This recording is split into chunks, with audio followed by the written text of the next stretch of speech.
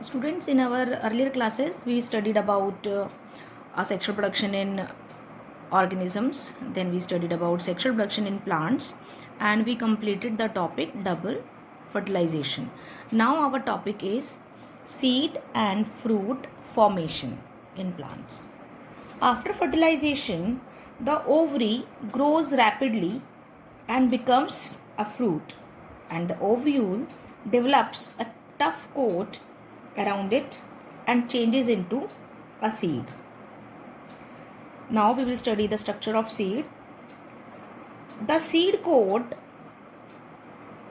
of the seed is made up of two layers, testa and tegmen.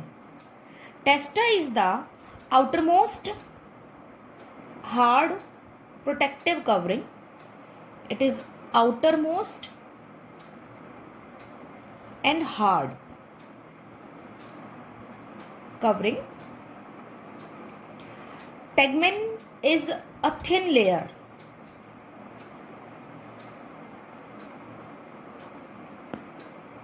After testa. It is also protective in nature.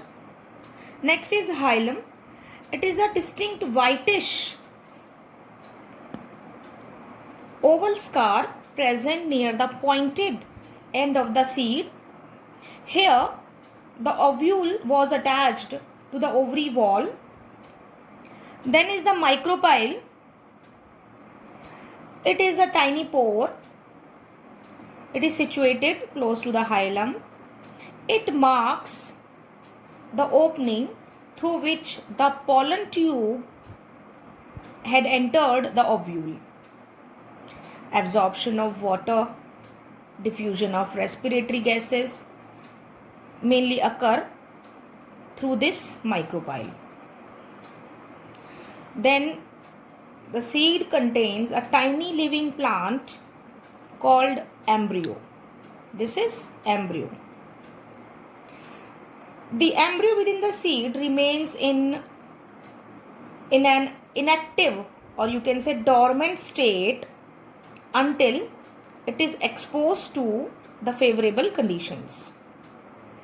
Inside the coat, there are two thick cotyledons which serve as food for the growing embryo. This embryo has two parts, radicle and plumule. The radicle is future root. It forms root after germination, and plumule is future shoot. It forms stem after germination. These cotyledons may be one or two.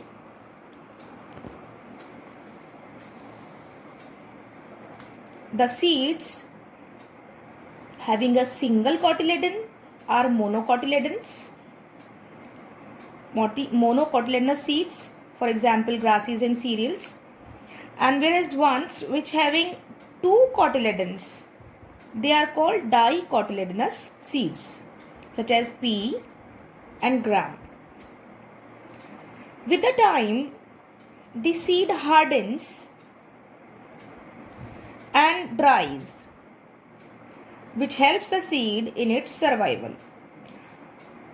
And the ovary wall may become hardened, just you see in groundnuts, or it may remain fleshy and edible, like in tomatoes, plums. So the fruit of a plant is the ripened ovary enclosing the seeds. Now, our next topic is seed dispersal. The process by which seeds and fruits are dispersed far and wide places is called seed dispersal. Students, the seeds and fruits produced by plants are likely to fall very close to the parent plant. If all the seeds were to germinate under the mother plant, they would lead to overcrowding. They will deprive from enough sunlight, water, or nutrients. To overcome this, seeds and fruits have developed a mechanism for their wider distribution. This mechanism is seed dispersal. There are various agents like wind, water, animals, explosive devices which help in this seed and fruit dispersal. So there are the advantages of seed dispersal. It avoids overcrowding of seeds and fruits. It avoids competition for sunlight, water, soil, and nutrients among them. It helps in wider distribution of these seeds and fruits. Now, next topic is seed germination. On the availability of favorable condition, a seed changes into seedling. This process is called seed germination. Water, suitable temperature, and air are necessary conditions for the germination of seeds. Here are some steps of seed germination. First, the seeds absorb water, they swell, and their seed coat ruptures.